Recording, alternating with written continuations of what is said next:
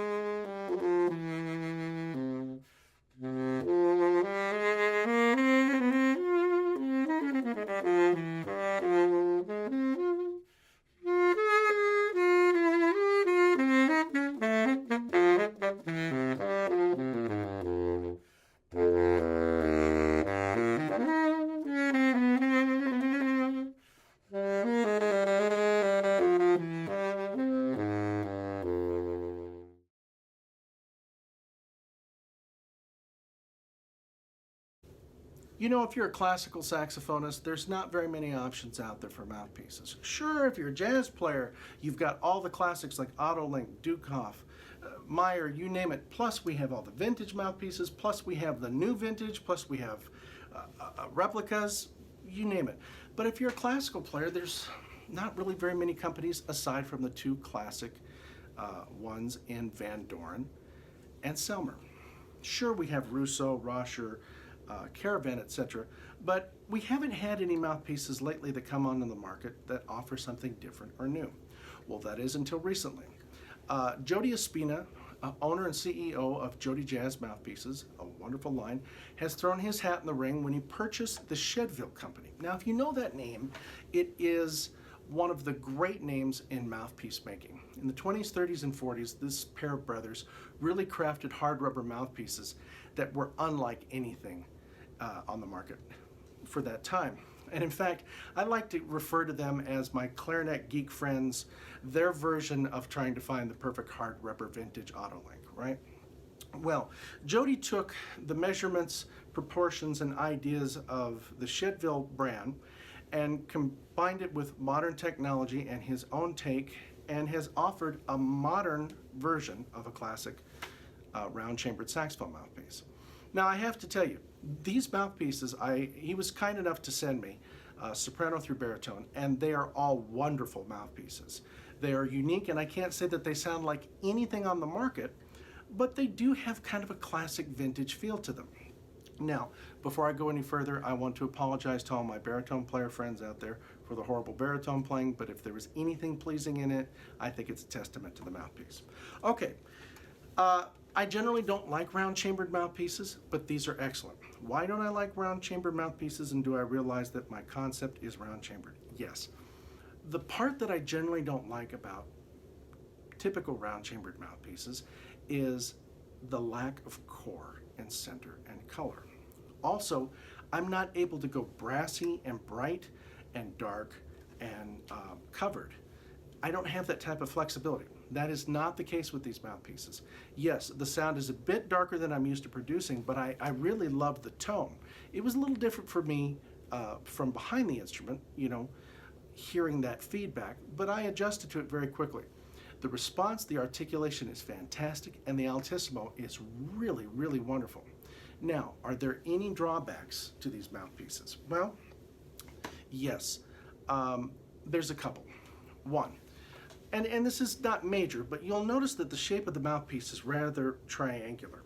And you can see that that could be somewhat of a challenge with ligatures. You can see the difference between tightening the upper and lower part.